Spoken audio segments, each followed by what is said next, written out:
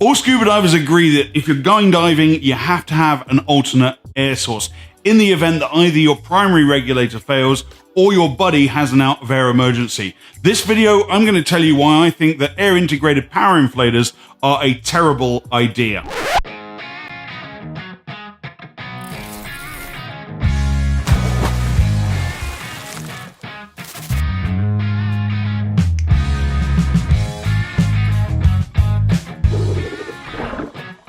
Ladies and gentlemen, what's going on, and welcome to Divers Ready. We're back once again with yet another Mouthpiece Monday. My name's James. If you're new to this channel, make your next dive on our subscribe button, click that little bell icon, and that way you'll never miss any of our awesome content. Because here at Divers Ready, we make videos with one simple goal in mind, and that's to make you a better and safer diver. And that's very much what today's video is all about. We're talking air integrated power inflators. I personally believe they're an absolute terrible idea, and I've got 6 reasons why I think that.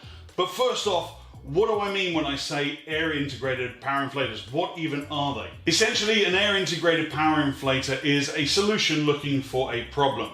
Somebody looked at an octo, a traditional second stage, normally on a yellow hose with a yellow purge button cover, and your BCD power inflator, and thought, we could put the two together and come up with something that looks like this. Now, their thinking behind this was that by doing so, you eliminate one hose. And if you can eliminate a hose, you're eliminating multiple failure points. And hey, I'm all about that. I'm a technical dive instructor.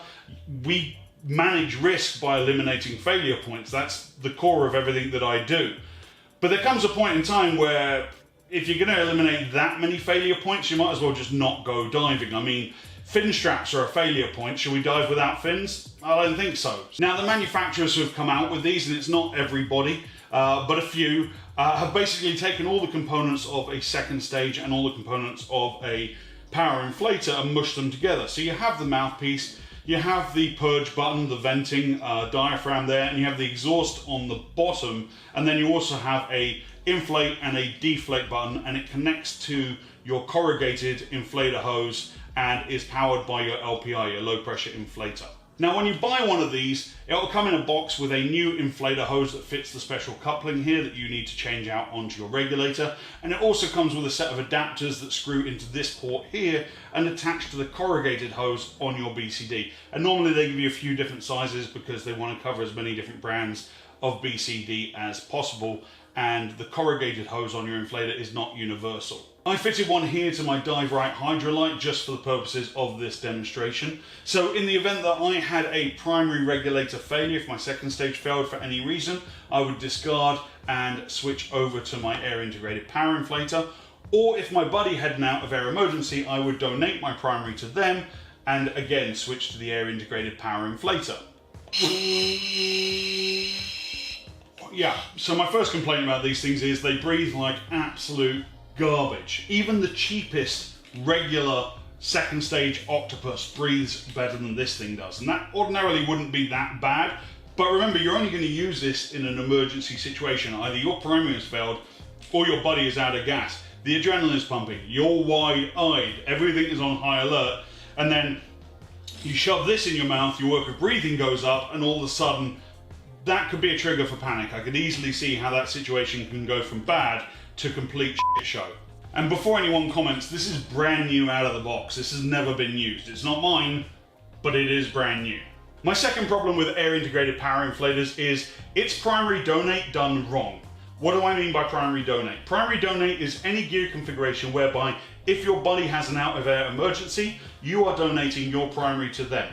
This is very common in technical diving where we have a long hose configuration. We donate in the event that our buddy is out of gas, and we switch to an alternate that is located on a necklace around our neck. Pop that in, good to go, get yourself out of trouble. Trouble with trying to do that with a short hose configuration, a recreational setup, 32 or 36 inch hose, is once you've primary donated that and you've switched to the alternate, you have a panicked diver all up in your business. All like, No, long hose donate, no problem, because you can push them at arm's length. But the trouble with a long hose configuration in an air integrated power inflator setup is you've got to make sure that you can deploy that long hose and get it out to your buddy before you're able to put gas in for yourself. Otherwise, you're going to end up with hoses crossing and getting in a right tangle.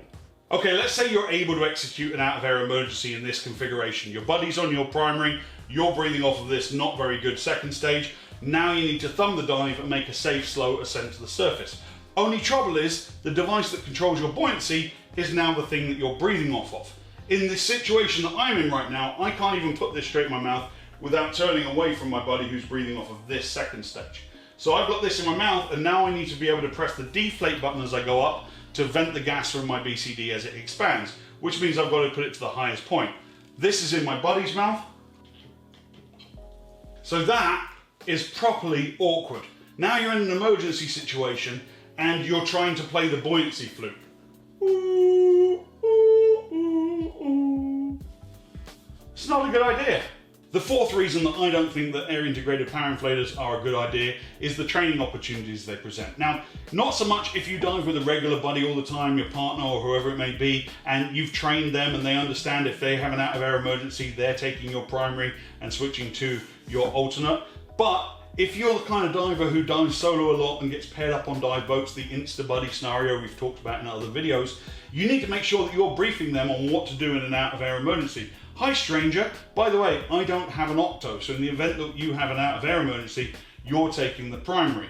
Because what can happen is, if they've been trained, like the majority of divers have, to look for a yellow hose in the triangle, that can lead to even more panic, and that's the last thing you need in an emergency.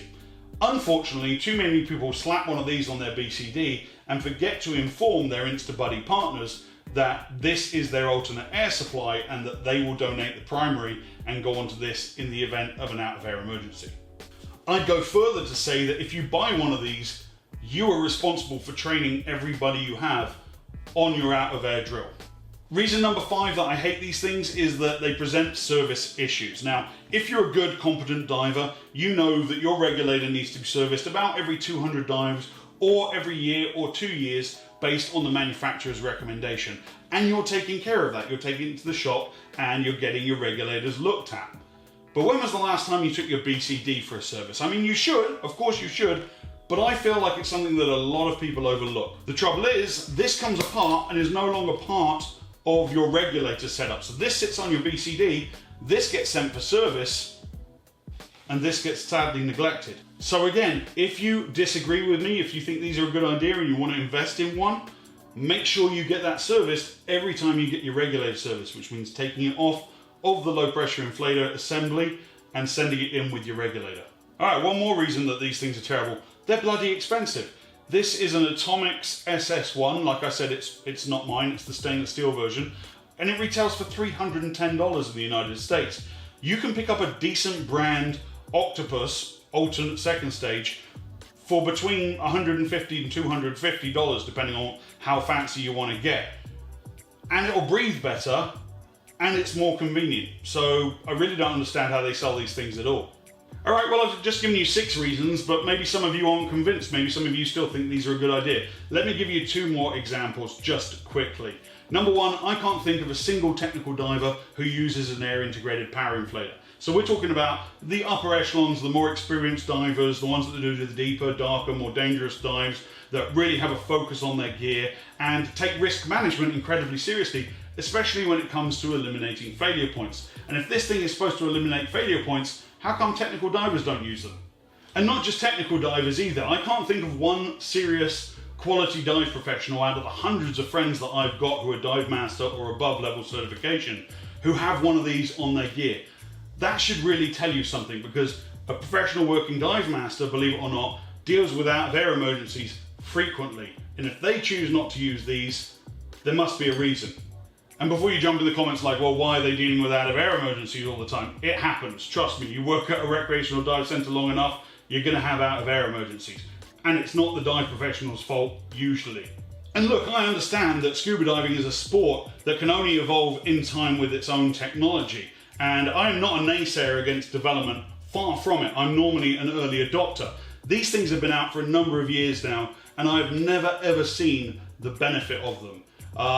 This is the first time I've managed to get my hands on a couple to make this video for you guys, but I have no intention of ever using these things. To me, they're a fad, they're a trend, they need to go away. And like I said in my introduction, they're a solution looking for a problem. But if you have a different opinion, the comment section is the perfect place to voice it. If you've been using one, let me know. Let me know what you think about my opinion on it. By all means, keep it clean. That's one thing I love about this community that we've built here at Divers Ready. Until next time, ladies and gentlemen, don't forget to hit the subscribe button if you haven't done so already, and click that little bell icon. You know how it works. Over on this side somewhere, I will put some other videos from our back catalogue that you can check out. And until next time, my name's James. This was your Divers Ready Mouthpiece Monday for this week. Dive safe, dive often.